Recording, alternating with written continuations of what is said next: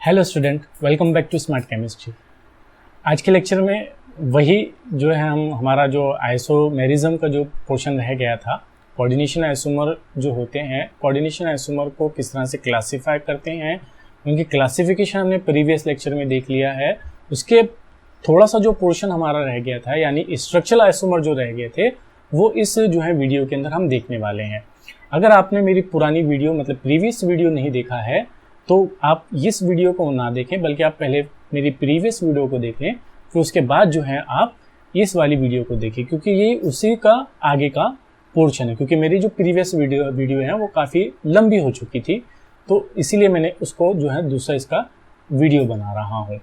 तो इस वीडियो के अंदर हम देखने वाले हैं कि जो हमारे आइसोमर होते हैं, आइसोमर को हमने क्लासीफाई किया था। आइसोमर को हमने क्लासीफाई किया था एक स्टीरियो आइसोमर में और स्ट्रक्चरल आइसोमर में। तो इससे पहले मैंने आपको बता दिया था जो है स्टीरियो आइसोमर किसे कहते हैं। आज हम देखने वाले हैं कि स्ट्रक्चरल आइसोमर किसे कहते हैं। तो चलिए शुरू करते हैं।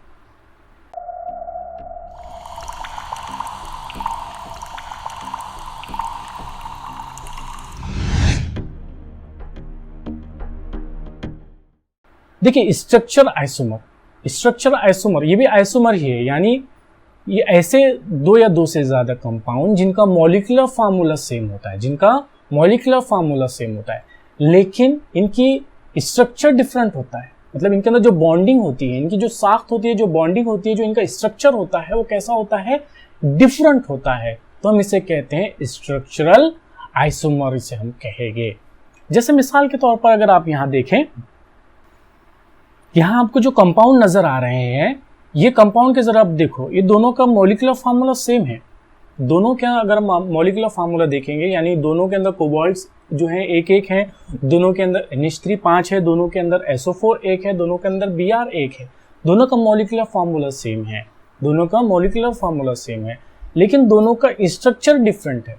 यानी अगर आप देखें कि पहला जो कंपाउंड मेरे पास है, उसके अंदर SO4 जो है सेकेंडरी वैलेंसी से जुड़ा हुआ और कोऑर्डिनेशन स्फीयर के अंदर है ना।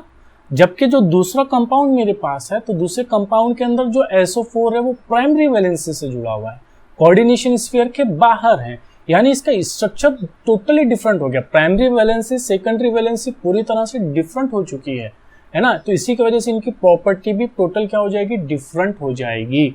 तो ऐसे आइसोमर को हम कहते हैं स्ट्रक्चरल आइसोमर। ठीक है, तो स्ट्रक्चरल आइसोमर कैसे आइसोमर होते हैं?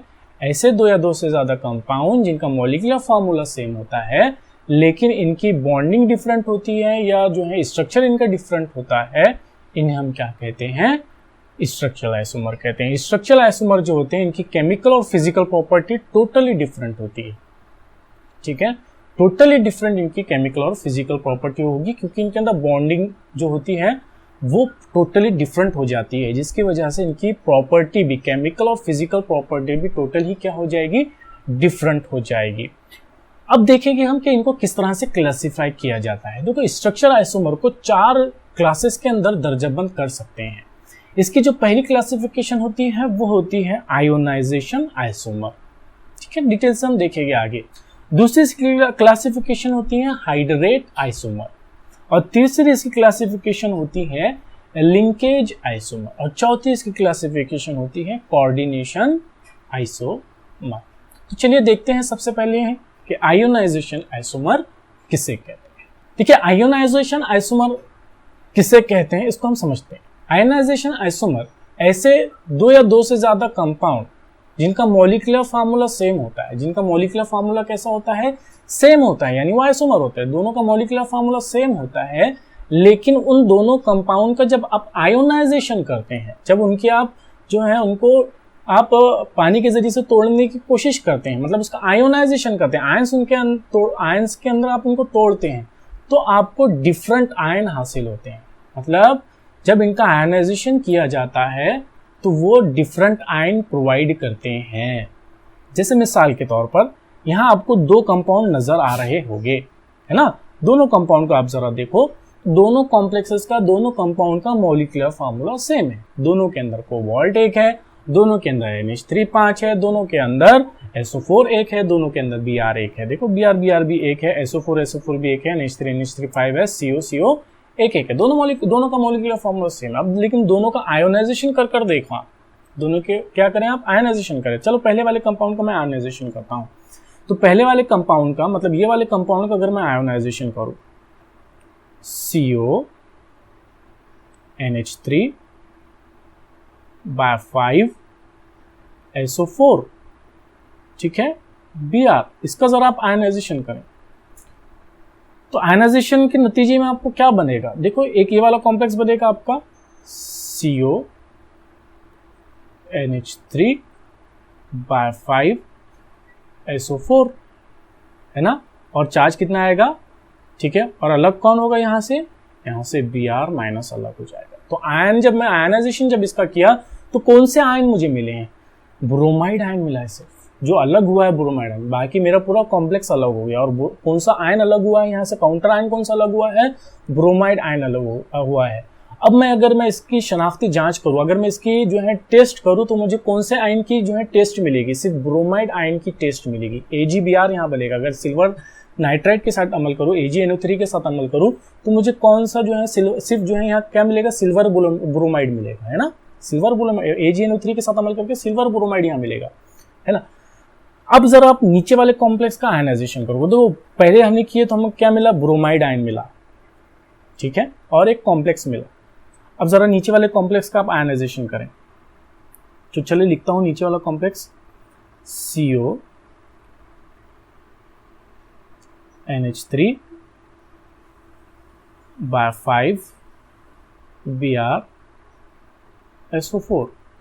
आप जरा इसका आयनाइजेशन करें, तो आयनाइजेशन करके देखेंगे तो आपको क्या मिलेगा, आपको मिलेगा CO NH3 by 5 Br, और यहाँ क्या अलग हो जाएगा, SO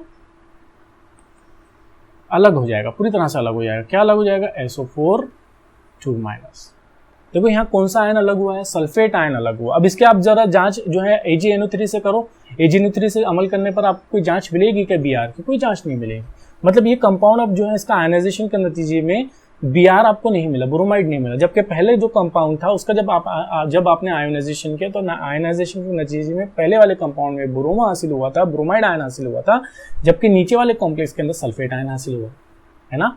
तो अगर आयोनाइजेशन के नतीजे में डिफरेंट आयन अगर वो प्रोवाइड कर रहे हैं तो हम इसे कौन सा आइसोमर कहते हैं, आयोनाइजेशन आइसोमर कहते हैं।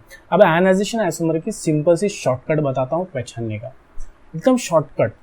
देखो अगर दो कंपाउंड आपको अगर नजर आ रहे हैं, इस तरह के दो कंपाउंड आपको नजर आ रहे हैं, और दोनों कंपाउंड के अंदर सिर्फ फर्क है कोऑर्डिनेशन स्फीयर के बाहर वाले जो काउंटर आयन है, सिर्फ काउंटर आयन के अंदर ही फर्क नजर आ रहा है, ठीक है।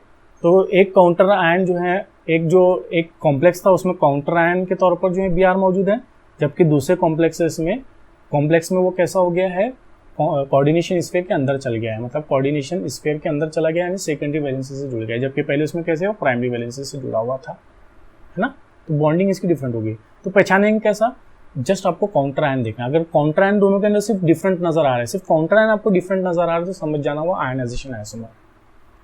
काउंटर आयन देखो, इसमें Br काउंटर आयन है, इसमें कौन है, SO4 काउंटर आयन है, तो कौन सा आयनाइजेशन हो, कौन सा आइसोमर हो गया, वो आयनाइजेशन आइसोमर हो गया। क्यों, क्योंकि जब हम इसका आयोनाइजेशन करेंगे तो आयोनाइजेशन के नतीजे में डिफरेंट आयन वो प्रोवाइड करेगी, तो इनमें से क्या कहेंगे, आयोनाइजेशन आइसोमर, ठीक है, समझने में भी और इसको पहचानने में भी बहुत आसान ये है। चलो दूसरे देखते हैं। दूसरे जो टाइप है वो है हाइड्रेट आइसोमर। देखो हाइड्रेट आइसोमर जो होते हैं वो हमारे आयनाइजेशन आइसोमर के जैसे ही होते हैं, सेम। अगर आयनाइजेशन आइसोमर समझ में आ गया तो ये भी समझ में आ जाएगा। तो ये जो आइसोमर होते हैं, ये आइसोमर उस वक्त तैयार होते हैं जब हमारा जो कॉम्प्लेक्स है उसके अंदर जो सॉल्वेंट है वो पानी है, मतलब वाटर एज अ सॉल्वेंट के तौर पर अगर मौजूद है, वाटर अगर सॉल्वेंट के तौर पर मौजूद है, उस वक्त जो है जो आइसोमर तैयार होगा वो जो है हाइड्रेट आइसोमर तैयार हो सकता है। अब हाइड्रेट आइसोमर किसे कहते हैं, हाइड्रेट आइसोमर कहते हैं अगर दो आइसोमर ऐसे हैं जिनके अंदर दो मॉलिक्यूल ऐसे हैं जिनका मॉलिक्यूलर फार्मूला सेम है, लेकिन जो वाटर के मॉलिक्यूल हैं वो कोऑर्डिनेशन स्फीयर के अंदर और कोऑर्डिनेशन स्फीयर के बाहर डिफरेंट तादाद में मौजूद है, डिफरेंट नंबर में मौजूद है। कोऑर्डिनेशन स्फीयर के अंदर और कोऑर्डिनेशन स्फीयर के बाहर पानी के मॉलिक्यूल्स की तादाद, उनका नंबर जो है डिफरेंट है, ठीक है। तो हम ऐसे आइसोमर को हम कहते हैं हाइड्रेट आइसोमर। मिसाल के तौर पर समझने की कोशिश करो। देखो, ये दोनों मॉलिक्यूल्स को अगर आप देखोगे तो ये दोनों मॉलिक्यूल, ये वाला और ये वाला जो मॉलिक्यूल है, ये दोनों मॉलिक्यूल का मॉलिक्यूलर फार्मूला सेम है। कैसे मॉलिक्यूलर फार्मूला सेम है? इसके अंदर Cr1 है, इसके अंदर Cr1 है, इसमें H2O 6 है, इसमें H2O टोटल मिला के 6 है, इसमें Cl टोटल मिला के 3 है, इसमें भी Cl टोटल मिला के कितने हैं? 3 है। तो दोनों के अंदर जो है, दोनों का मॉलिक्यूलर फार्मूला कैसा है? सेम है ना। लेकिन फर्क कहाँ है? दोनों के अंदर फर्क कहाँ है? दोनों के अंदर फर्क ये है कि इसमें पानी के जो मॉलिक्यूल्स थे पूरे के पूरे कोऑर्डिनेशन स्फीयर के अंदर ही मौजूद है, यानी सेकेंडरी वैलेंसी से ही जुड़े हुए हैं। जबकि जो दूसरा मॉलिक्यूल था, दूसरा जो मेरा कॉम्प्लेक्स था, दूसरा जो मेरा कंपाउंड था, उसमें एक जो मॉलिक्यूल वाटर का आ गया है वो हाइड्रेट फॉर्म में चला गया है ना, कोऑर्डिनेशन स्फीयर के बाहर चला गया है ना, सॉल्वेट के तौर पर मौजूद हो गया है या सॉल्वेंट के तौर पर मौजूद हो गया है या हाइड्रेट के फॉर्म में वो मौजूद वहां मौजूद है। तो एक जो है 3 Cl बाहर थे, एक Cl अंदर चला गया और एक H2O बाहर आ गया। तो अंदर और बाहर वाटर के जो मॉलिक्यूल है, कोऑर्डिनेशन स्फीयर के अंदर और बाहर जो वाटर के मॉलिक्यूल है वो डिफरेंट तादाद में मौजूद है। पहले में अंदर कितने थे? 6 मॉलिक्यूल वाटर के अंदर थे, जबकि दूसरे में कितने मौजूद है? अंदर 5 जो है अंदर मौजूद है। पहले वाले में H2O के मॉलिक्यूल जो थे वो हाइड्रेट फॉर्म में कितने बाहर थे? कोई भी नहीं था, जबकि दूसरे वाले कंपाउंड में एक मॉलिक्यूल जो है वो हाइड्रेट फॉर्म में मौजूद है। तो ऐसे मॉलिक्यूल को हम कहते हैं हाइड्रेट आइसोमर। पहचानने में कैसे आसान है? सिर्फ आपको देखना है कि पानी के मॉलिक्यूल अंदर और बाहर अगर डिफरेंट तादाद में नजर आ रहे हैं, पहचानोगे कैसा आप? अगर 2 कंपाउंड के अंदर वाटर के मॉलिक्यूल कोऑर्डिनेशन स्फीयर के अंदर और बाहर डिफरेंट तादाद में नजर आ रहे हैं तो आप समझ जाना ये कौन सा आइसोमर है। ये जो है वो हाइड्रेट आइसोमर, इन्हें सॉल्वेट आइसोमर भी कहते हैं। इन्हें कौन सा आइसोमर भी कहते हैं? सॉल्वेट आइसोमर भी कहते हैं। अच्छा, पानी के अंदर और बाहर चले जाने से, यानी हाइड्रेट फॉर्म में मौजूद होने से या जो है सेकेंडरी वैलेंसी से जुड़ने से हमारे कॉम्प्लेक्स में कोई फर्क आता है क्या? हाँ, बहुत बड़ा फर्क आता है। कैसे फर्क आता है? मेरा जो पहला वाला कॉम्प्लेक्स है ये डार्क ब्लू कलर का होगा। देखो, इसकी फिजिकल प्रॉपर्टी में चेंजेस आ गए, इसकी केमिकल प्रॉपर्टी तो छोड़ो, इसके सिर्फ अपीयरेंस में भी ही तब्दीली आ जाती है। कैसे? पहला जो कॉम्प्लेक्स है मेरा वो जो है डार्क ब्लू कलर का होगा, जबकि जो दूसरा कॉम्प्लेक्स, अगर मेरा पानी का मॉलिक्यूल जो है वो हाइड्रेटेड फॉर्म में चला जाए, एक पानी का मॉलिक्यूल अंदर चला जाए और एक Cl अंदर जो है बाहर आ जाए, एक वाटर का मॉलिक्यूल बाहर आ जाए और एक Cl अंदर चला जाए, तो वो जो है ग्रीन कलर का हो जाता है, येलोइश ग्रीन हो जाता है वो कॉम्प्लेक्स, है ना। तो इसका अपीयरेंस ही चेंज हो जाता है अगर सिर्फ जो है पानी के मॉलिक्यूल अंदर और बाहर चले गए। इसके अलावा इनकी केमिकल प्रॉपर्टी भी डिफरेंट हो जाती है। क्यों कैसे चेंज होगी? अरे भैया, पहला जो मॉलिक्यूल था उसके अंदर 6 मॉलिक्यूल जो थे वाटर के वो सेकेंडरी वैलेंसी से जुड़े हुए थे, जबकि जो दूसरा मॉलिक्यूल है उसमें से 5 ही जो है वाटर के मॉलिक्यूल और एक Cl जो है वो कौन सी वैलेंसी से जुड़ा हुआ है? बताइए, कौन सी वैलेंसी से जुड़ा हुआ है? एक Cl प्राइमरी जो है सेकेंडरी वैलेंसी से जुड़ा है। पहले कंपाउंड का अगर आपने AgNO3 के साथ अमल करे तो कितने AgCl बनेंगे? 3 AgCl के मॉलिक्यूल बनेंगे, जबकि दूसरे कंपाउंड के अंदर AgCl के मॉलिक्यूल कितने बनेंगे? सिर्फ 2 ही बनेंगे। क्यों? क्योंकि 2 ही Cl मौजूद है, तो 2 ही AgCl के मॉलिक्यूल बनेंगे, 2 ही AgNO3 का जो है इस्तेमाल में आएंगे। बोलो समझ में? तो इनकी केमिकल प्रॉपर्टी भी क्या हो जाएगी? डिफरेंट हो जाएगी। तो हाइड्रेट आइसोमर को पहचानना भी आसान है। कैसे पहचानोगे? सिर्फ आपको क्या देखना है, पानी के मॉलिक्यूल कोऑर्डिनेशन स्फीयर के अंदर, मतलब ये कोऑर्डिनेशन स्फीयर जो है, कोऑर्डिनेशन स्फीयर के अंदर और बाहर पानी के मॉलिक्यूल की तादाद अगर डिफरेंट नजर आ रही है तो हम इसे क्या कहेंगे? हाइड्रेट आइसोमर कहेंगे या सॉल्वेट आइसोमर कहेंगे। ठीक है। लिंकेज आइसोमर किसे कहते हैं? ठीक है, स्ट्रक्चर आइसोमर की तीसरी क्लासिफिकेशन होती है लिंकेज आइसोमर किसे कहते हैं। ठीक है, लिंकेज आइसोमर, ये आइसोमर उस वक्त तैयार होते हैं जब आपका कोई एक लिगेंड जो है वो एम्बीडेंटेड लिगेंड हो।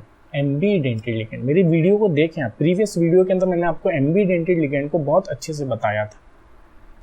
एम्बीडेंटेड लिगेंड किसे कहते हैं? देखिए, एम्बीडेंटेड लिगेंड कहते हैं अगर ऐसा लिगेंड हो जिसके पास 2 एटम ऐसे हो जो इलेक्ट्रॉन दे सकते हो, लेकिन वो किसी एक के जरिए से जुड़ता हो, किसी एक के जरिए से जुड़ता हो, तो हम उसे एम्बीडेंटेड लिगेंड कहते हैं, है ना। अब अगर किसी कॉम्प्लेक्स में एम्बीडेंटेड लिगेंड मौजूद है तो वो जो है उसका एक आइसोमर तैयार हो सकता है, वो आइसोमर को हम लिंकेज आइसोमर कहेंगे। कैसे? देखो आप सर इसके अंदर देखो, पहला जो कॉम्प्लेक्स है, इन दोनों कॉम्प्लेक्स को आप गौर से देखो, दोनों का मॉलिक्यूलर फार्मूला सेम है। कैसे? CO एक है, दोनों के अंदर CO एक है, दोनों के अंदर NH3 5 है, दोनों के अंदर NO2 1 है, दोनों का मॉलिक्यूलर फार्मूला सेम है ना। लेकिन दोनों के अंदर डिफरेंस कहाँ आया है? उन दोनों के अंदर डिफरेंस आया है लिंकेज के अंदर डिफरेंस आया है। पहले मॉलिक्यूल जो था, पहले मॉलिक्यूल के अंदर जो नाइट्रो ग्रुप है वो नाइट्रोजन से जुड़ा हुआ है। पहला जो कॉम्प्लेक्स आपको नजर आ रहा है, ये वाला कॉम्प्लेक्स के अंदर, इस कॉम्प्लेक्स के अंदर जो नाइट्रो ग्रुप है, मतलब जो एम्बिडेंटेड लिगेंड है, वो कैसे जुड़ा हुआ है? नाइट्रोजन से जुड़ा हुआ है। जबकि दूसरे कॉम्प्लेक्स के अंदर, दूसरे जो कॉम्प्लेक्स है, उस कॉम्प्लेक्स के अंदर वही एम्बिडेंटेड लिगेंड कैसे जुड़ा हुआ है? ऑक्सीजन से जुड़ा हुआ है। तो पहला जो कॉम्प्लेक्स है उसके अंदर जो है वो नाइट्रो फॉर्म में मौजूद है, जबकि जो दूसरा कॉम्प्लेक्स है उसमें कौन से फॉर्म में? नाइट्रेटो फॉर्म में वो मौजूद है, O से जुड़ा हुआ है। तो लिंकेज चेंज हो गई है ना। तो वैसे आइसोमर को हम कहेंगे linkage isomer. Molecular formula same हो, लेकिन अगर लिगेंड डिफरेंट एटम के जरिए से जुड़े हुए हो, ठीक है, तो इसे हम लिंकेज आइसोमर कहते हैं। पहचान क्या है? पहचान यही है कि अगर उसके अंदर एम्बिडेंटेड लिगेंड आपको मौजूद नजर आ रहा है और अगर वो जो है कोई डिफरेंट लिगेंड से जुड़ा हुआ नजर आ रहा है, तो आप पहचान जाओगे वो कौन से लिगेंड है, वो कौन से आइसोमर है, वो लिंकेज आइसोमर है। ठीक है, बहुत सिंपल है। चलिए अब नेक्स्ट, स्ट्रक्चरल आइसोमर की जो चौथी क्लासिफिकेशन है वो है कोऑर्डिनेशन आइसोमर। देखो, कोऑर्डिनेशन आइसोमर उस वक्त ही तैयार होगा जब स्पेशल टाइप ऑफ कोई कंपाउंड मौजूद है। और वो स्पेशल टाइप ऑफ कंपाउंड कौन से है? अगर उस कंपाउंड के अंदर कैटायन और एनायन दोनों ही कोऑर्डिनेशन स्फीयर है, दोनों ही क्या हो? Coordination sphere. इसमें काउंटर आयन जो है वो ना हो, काउंटर आयन होती ही नहीं इसमें। कैटायन और एनायन दोनों ही कोऑर्डिनेशन स्फीयर होती है। स्पेशल टाइप ऑफ जो है ये कॉम्प्लेक्स है, special type of coordination compound ये है। तो ये special type of coordination compound के अंदर ही आइसोमर तैयार हो गया। और कब तैयार हो गए? जब कैटायन और एनायन, ठीक है, कैटायन और एनायन दोनों ही क्या हो? कोऑर्डिनेशन स्फीयर हो। देखो यहाँ देखो आप, यहाँ एक जो है वो कैटायन के तौर पर मौजूद है, दूसरा कैसा मौजूद है? एनायन के तौर पर मौजूद है। और दोनों ही क्या है? कोऑर्डिनेशन स्फीयर है। दोनों ही क्या है? Coordination sphere. तो अगर कोऑर्डिनेशन स्फीयर के तौर पर अगर जो है हमारे जो कैटायन और एनायन मौजूद हो, तो उस वक्त ही जो है हमारा कोऑर्डिनेशन आइसोमर तैयार होगा। अब कोऑर्डिनेशन आइसोमर किसे कहते हैं?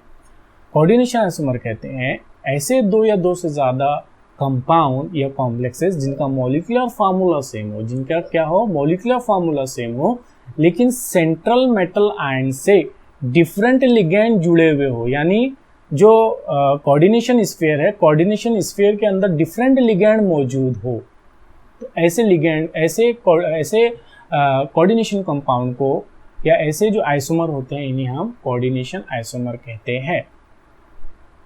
समझो, देखो यहाँ अगर आप देखेंगे पूरा एक ही कॉम्प्लेक्स है, पूरा एक ही कॉम्प्लेक्स है। ये अलग अलग दो कॉम्प्लेक्सेस नहीं है, ये पूरा के पूरा एक ही कॉम्प्लेक्स है, ठीक है। और ये वाला जो है ये पूरा के पूरा एक ही कॉम्प्लेक्स है, पूरा पूरा एक ही मुरक्कब है।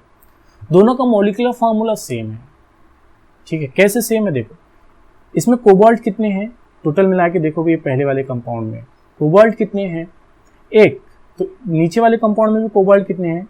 एक ही है ना। अच्छा, NH3 कितने हैं? 6। नीचे वाले कंपाउंड में NH3 कितने हैं? 6। अच्छा, पहले वाले कंपाउंड के अंदर क्रोमियम कितने हैं? 1। नीचे वाले में क्रोमियम कितना है? 1, है ना। ऊपर वाले कंपाउंड में NH6 कितने हैं? CN कितने हैं? CN कितने हैं? 6। नीचे वाले कंपाउंड में CN कितने हैं? 6। तो दोनों का मॉलिक्यूलर फार्मूला कैसा है? सेम। और दोनों ही कोऑर्डिनेशन कॉम्प्लेक्स है, दोनों ही कोऑर्डिनेशन कॉम्प्लेक्स और special type of coordination complex है। दोनों का मॉलिक्यूलर फार्मूला सेम है, लेकिन फर्क कहाँ है? फर्क है जो सेंट्रल मेटल आयन है उनसे डिफरेंट लिगेंड जुड़े हुए हैं। देखो कैसे, यहाँ कोबाल्ट से कौन जुड़ा हुआ है? NH3 जुड़ा हुआ है। जबकि नीचे देखो कोबाल्ट से कौन जुड़ा हुआ है? साइनाइड जुड़ा हुआ है, CN जुड़ा हुआ है। हाँ, तो यहाँ क्या हो जाता है? लिगेंड का तबादला हो जाता है। पूरी तरह से लिगेंड्स का जो है कोऑर्डिनेशन स्फीयर के जो है अंदर जो दो कोऑर्डिनेशन स्फीयर थे उसके अंदर लिगेंड्स का तबादला हो जाता है। एक कोऑर्डिनेशन स्फीयर के जो लिगेंड्स थे वो दूसरे कोऑर्डिनेशन स्फीयर में चले जाते हैं, और पहले वाले जो कोऑर्डिनेशन स्फीयर है उसके लिगेंड कहाँ, उसके जो लिगेंड्स थे वो कहाँ चले जाते हैं? पहले वाले कोऑर्डिनेशन मतलब दूसरे जो है कोऑर्डिनेशन स्फीयर के अंदर वो चला जाते हैं। तो कोऑर्डिनेशन स्फीयर के अंदर अगर लिगेंड्स का तबादला हो जाए तो उसकी वजह से कोऑर्डिनेशन आइसोमर तैयार होते हैं। तो यहाँ देखो, यहाँ जो है कोबाल्ट से कौन जुड़ा हुआ था, NH3 जुड़े हुए थे, जबकि यहाँ कोबाल्ट से कौन जुड़ा हुआ है, CN जुड़े हुए है ना। यहाँ क्रोमियम से कौन जुड़ा हुआ है, CN जुड़े हुए, जबकि दूसरे कॉम्प्लेक्स में क्रोमियम से कौन जुड़ा हुआ है, NH3 जुड़े हुए। तो यहाँ जो NH3 कोबाल्ट से जुड़े हुए थे वो NH3 किसके पास चले गए हैं, क्रोमियम के पास चला गए हैं, है ना। यहाँ क्रोमियम के पास CN थे और वो CN किसके पास चले गए हैं, कोबाल्ट के पास चले गए हैं, है ना। तो पूरी तरह से जब तबादले की वजह से जो कॉम्प्लेक्स तैयार होता है, इस कॉम्प्लेक्स को हम कोऑर्डिनेशन आइसोमर कहते हैं। जो आइसोमर तैयार होता है इसे हम कोऑर्डिनेशन आइसोमर कहेंगे। पहचानने के आपको कोई मतलब ऐसा स्पेशल वो नहीं है, बस आप देखो अगर दोनों ही कोऑर्डिनेशन स्फीयर में इस तरह से नजर आ रहे हैं, तो इस तरह से कोऑर्डिनेशन स्फीयर नजर आ रहा है आपको, ठीक है। दो मतलब ये एक पूरा कॉम्प्लेक्स जो है जो पूरा कॉम्प्लेक्स जो है उसके अंदर दो कोऑर्डिनेशन स्फीयर नजर आ रहे हैं, तो बस सिंपल सा आप समझ जाओगे कि वो कोऑर्डिनेशन आइसोमर बनाएगा, ठीक है। थोड़ा सा हम कुछ क्वेश्चन को सॉल्व करने की कोशिश करते हैं। हो सकता है कि इसकी वजह से कुछ बातें जो आपको समझ में नहीं आई हो वो उसके अंदर समझ में आ जाए। तो चलिए देखते हैं। सबसे पहला क्वेश्चन ये है, what kind of isomerism is shown by the compound. जो कंपाउंड आपको नजर आ रहा है, इस कंपाउंड के अंदर किस टाइप का आइसोमेरिज्म है, यानी आयनाइजेशन आइसोमर इसके अंदर पाए जा रहे हैं, मतलब आयनाइजेशन आइसोमर ये दिखा रहा है, या जो है ये कोऑर्डिनेशन आइसोमेरिज्म ये दिखा रहा है, या ये जो है लिंकेज आइसोमर दिखा रहा है, लिंकेज आइसोमेरिज्म दिखा रहा है, या जो है वो हाइड्रेट आइसोमेरिज्म दिखा रहा है। किस तरह का वो आइसोमेरिज्म वो दिखा रहा है, जरा देखें आप, बताइए दोनों के अंदर क्या फर्क नजर आ रहा है आप। देखो दोनों कॉम्प्लेक्स में देखो इस कॉम्प्लेक्स के अंदर अगर आप देखेंगे तो कोऑर्डिनेशन स्फीयर के बाहर कौन है, NO2, और इसके अंदर कोऑर्डिनेशन स्फीयर के बाहर कौन है, Cl, है ना। मैंने बताया था आपको, अगर कोऑर्डिनेशन स्फीयर के बाहर अगर आपको डिफरेंट आयन नजर आ रहे हैं तो हम उसे क्या कहेंगे, आयोनाइजेशन आइसोमर। ये कौन से किस टाइप का जो है आइसोमेरिज्म दिखा रहा है, आयोनाइजेशन आइसोमेरिज्म ये दिखा रहे हैं। क्यों, क्योंकि अगर मैं इसका आयनाइजेशन करूंगा तो ये NO2 देगा, इसका आयनाइजेशन करूं तो ये क्या देगा, ये Cl देगा, है ना। तो ये एक दूसरे के कौन से आइसोमर है, आयोनाइजेशन आइसोमर है, ठीक है। चलो दूसरी मिसाल देखते हैं। What kind of isomerism is shown by the compound. जो कंपाउंड आपको नजर आ रहे हैं नीचे, ये किस तरह के आइसोमर दिखा रहे हैं। ये एक पहला कंपाउंड है और एक ये दूसरा कंपाउंड है, तो ये दो अलग अलग कंपाउंड है। दो अलग अलग कंपाउंड जो है ये कौन से आइसोमेरिज्म दिखा रहे हैं, फट करके पहचान जाएगी। कैसे पहचानेंगे, अरे पहले वाले कॉम्प्लेक्स के अंदर देखो आप क्या नजर आ रहा है, आपको नजर आ रहा है दो कोऑर्डिनेशन स्फीयर, है ना। कोऑर्डिनेशन स्फीयर नजर आ रहे हैं ना, तो कोऑर्डिनेशन स्फीयर जब भी नजर आएगा तो आंखें बंद करके आप क्या बोल दोगे, आंखें बंद करके आप क्या बोल दोगे कि वो कोऑर्डिनेशन आइसोमेरिज्म दिखा रहे हैं, है ना। देखो यहाँ अगर आप अब थोड़ा सा डिटेल से अंदर जो है डिटेल से जाओगे, आप देखो यहाँ कॉपर से कौन जुड़ा हुआ है, NH3 जुड़े हुए हैं, जबकि नीचे वाले कॉम्प्लेक्स में कॉपर से कौन जुड़ा हुआ है, Cl, जबकि पहले वाले कॉम्प्लेक्स में प्लेटिनम से क्लोरो है, जबकि दूसरे वाले कॉम्प्लेक्स में प्लेटिनम से NH3 है। तो क्या हुआ, हमारे लिगेंड्स जो हैं वो कोऑर्डिनेशन स्फीयर में उनका क्या हुआ है, तबादला हो गया है। NH3 जो इधर थे वो इधर चले गए हैं, जो Cl यहाँ थे वो दूसरे के पास चले गए, ठीक है। तो ये कौन से दिखा रहे हैं, आयनाइजेशन कोऑर्डिनेशन आइसोमर्स वो दिखा रहे हैं। चलिए एक और example, right IUPAC name of following. जो कॉम्प्लेक्स आपको नजर आ रहे हैं या जो सवाल आपको पूछा जा रहा है उसके IUPAC नाम लिखना है आपको, ठीक है। लिंकेज आइसोमर ऑफ PTNH3/3NO2Cl, इसका लिंकेज आइसोमर का IUPAC नाम दे रहा है, इसका IUPAC नाम आपको नहीं देना, इसका IUPAC नाम नहीं पूछ रहे हो, linkage isomer of this compound, ये वाले कंपाउंड का जो लिंकेज आइसोमर है उसका आपको IUPAC नाम देना है। तो चलिए सबसे पहले ये देखते हैं कि इसका लिंकेज आइसोमर कैसे बनेगा। लिंकेज आइसोमर कैसा बनेगा, देखो यहाँ एम्बीडेंटेड लिगेंड है, तो एम्बीडेंटेड लिगेंड अगर मौजूद है तो वो अगर डिफरेंट जोहरों के जरिए से, डिफरेंट एटम के जरिए से जुड़ रहा है तो हम उसे क्या कहेंगे, लिंकेज आइसोमर कहेंगे। देखो यहाँ नाइट्रोजन से जुड़ रहा है तो दूसरे वाले कंपाउंड में वो काय से जुड़ेगा, O से जुड़ेगा, तो आप इसका बना सकते हैं लिंकेज आइसोमर। कैसे बनाओगे, देखिए मैं लिखूंगा दूसरा इसका आइसोमर PT, बाकी सब जैसा वैसे रहेगा, PT NH3/3 ONO और ये Cl, ये हो गया इसका लिंकेज आइसोमर। क्यों? दोनों के अंदर फर्क क्या है? सिर्फ लिंकेज में ही दोनों के अंदर फर्क है ना, सिर्फ लिंकेज में फर्क है। पहले में नाइट्रोजन से जुड़ा हुआ है, दूसरे में O से जुड़ा हुआ है, तो लिंकेज के अंदर फर्क है, तो एक दूसरे के क्या हो गया? लिंकेज आइसोमर हो गए। तो अब इसका जो ये लिंकेज आइसोमर है, इसका IUPAC नाम आपको देना है ना। तो बताइए इसका IUPAC नाम क्या हो जाएगा? बताइए, मैं इसकी ऑक्सीडेशन स्टेट बता दूं आपको। इसकी ऑक्सीडेशन स्टेट आएगी 2, ठीक है। इसकी ऑक्सीडेशन स्टेट कितनी आएगी? 2। बता सकते हैं आप इसका नाम? चलिए बताइए इसका नाम क्या हो जाएगा? बोलिए। ट्रायमीन नाइट्रिटो। ट्रायम 2 लिगेंड है, एक अमीन है और एक नाइट्रिटो है, तो सबसे पहले हम किसको कहेंगे? अमीन को। कितने हैं? 3, तो क्या हो गया? ट्रायमीन नाइट्रिटो प्लेटिनम 2 क्लोराइड, है ना। तो इसका ये नाम हो जाएगा, ठीक है। अब दूसरा क्वेश्चन को देखिए आप। दूसरा क्वेश्चन है आयनाइजेशन आइसोमर ऑफ NiNH3NO2। इसका आयनाइजेशन आइसोमर आपको बनाना है। आयनाइजेशन आइसोमर कब तैयार होता है? जब कोऑर्डिनेशन स्फीयर के अंदर और बाहर डिफरेंट, अंदर जो है बाहर कोऑर्डिनेशन स्फीयर के बाहर डिफरेंट जो है लिगेंड जुड़े हुए हो। बाहर कौन है? यहाँ Cl है, तो हमको किसको भेज देना है बाहर? NO2 को बाहर भेज देना है। देखो जो बाहर है वो आयन ही जा सकते हैं ना। हमने जो वर्नर थ्योरी थी, वर्नर पोस्टुलेट्स के अंदर हमने देखा है, वर्नर पोस्टुलेट्स में हमने क्या देखा है कि जो प्राइमरी वैलेंसी होती है सिर्फ आयन ही पूर्ण करते हैं, आयन ही उसको जो है फिल करते हैं। तो बाहर सिर्फ हमको NO2 को भेजना है, तो NO2 को बाहर भेज दें आप, तो किस तरह का कॉम्प्लेक्स हो जाएगा वो? NiNH3/3। अब वो Cl अंदर आ जाएगा और NO2 कहाँ चल जाएगा? बाहर चल जाएगा, है ना। तो ये क्या हो गया? इसका आयोनाइजेशन आइसोमर हुआ। कैसे आयोनाइजेशन आइसोमर हुआ? पहले को अगर आपने आयोनाइजेशन किए तो Cl जो है वो आपको क्लोराइड आयन मिलेगा, जबकि दूसरे जो कंपाउंड उसमें नाइट्राइट आयन आपको मिलेगा, है ना। तो ये लिंकेज आइसोमर हो गया। अब इसका नाम क्या हो गया? बता सकते हैं आप? इसका नाम आप जो है खुद ट्राई करें। मैंने आपको इसका आइसोमर बता दिया हूँ, अब इसका नाम आप खुद ट्राई करें, और हो सके तो मेरी जो डिस्क्रिप्शन है, इस वीडियो की जो डिस्क्रिप्शन है उसके अंदर आप इसका नाम ज़रूर लिखिए। Next, right coordination isomer of. ये वाला जो कॉम्प्लेक्स आपको नजर आ रहा है, इस कॉम्प्लेक्स का आपको कोऑर्डिनेशन आइसोमर लिखना है। अब कोऑर्डिनेशन आइसोमर सिंपल है। कोऑर्डिनेशन आइसोमर के अंदर क्या करते हैं हम? सिर्फ जो कोऑर्डिनेशन स्फीयर के अंदर जो लिंकेज, जो लिगेंड है, उनको क्या कर देना है? आपको चेंज कर देना है, उनका जस्ट आपको तबादला कर देना है। अब देखो हम क्या लिखेंगे? पहले आपको मैं लिख देता हूँ, पहले जो है जस्ट आपको तबादला कर देना है, ठीक है। अब क्या करेंगे हम? क्रोमियम को पहले लेकर आ जाए, क्रोमियम, और क्रोमियम से किसको जोड़ देना है? पहले यहाँ क्रोमियम से जो है क्रोमियम से कौन जुड़ा हुआ था? Cn। अब क्रोमियम से किसको जोड़ देना है? En को जोड़ देना है, ठीक है। En को जोड़ देंगे, ठीक है। इथिलीन डायमीन को जोड़ देंगे, ठीक है। अब लिख देना है आपको इधर का, ये कौन है? कोबाल्ट है। कोबाल्ट से कौन जुड़ा हुआ था? कोबाल्ट से कौन जुड़ा था? Ethylene diamine. अब उससे कौन जोड़ देना है?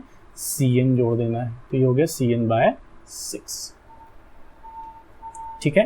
तो ये हो गया आपका कैटायनिक कॉम्प्लेक्स और ये हो गया एनायनिक, ठीक है। ये एनायनिक कैटायनिक जो है इस कोऑर्डिनेशन स्फीयर हो गया और ये एनायनिक कोऑर्डिनेशन स्फीयर हो गया। देखो मैंने सिर्फ क्या किया हूँ? लिगेंड्स का तबादला किया हूँ। यहाँ क्रोमियम से कौन जुड़ा हुआ है? En जुड़ा हुआ है, जबकि पहले वाले कॉम्प्लेक्स में क्रोमियम से कौन जुड़ा हुआ है? Cn। यहाँ कोबाल्ट से कौन जुड़ा हुआ है? Cn, जबकि वाले कॉम्प्लेक्स में कोबाल्ट से कौन जुड़ा हुआ है? En जुड़ा हुआ है, इथिलीन डायमीन जुड़ा हुआ है। तो ये वाला जो कॉम्प्लेक्स है इसका कौन सा आइसोमर हो गया? ये वाला जो है इसका कौन सा आइसोमर हो गया? कोऑर्डिनेशन आइसोमर हो गया। चलो बात समझ में आ गई। तो उम्मीद करता हूँ कि आपको कोऑर्डिनेशन आइसोमर भी समझ में आ गया होगा और उसके ऊपर किस तरह से क्वेश्चन पूछे जाते हैं वो भी आपको समझ में आ गया होगा, ठीक है। अब हम नेक्स्ट वीडियो में ही मिलेंगे। जब तक के लिए अस्सलामु अलैकुम व रहमतुल्लाहि व बरकातुहू।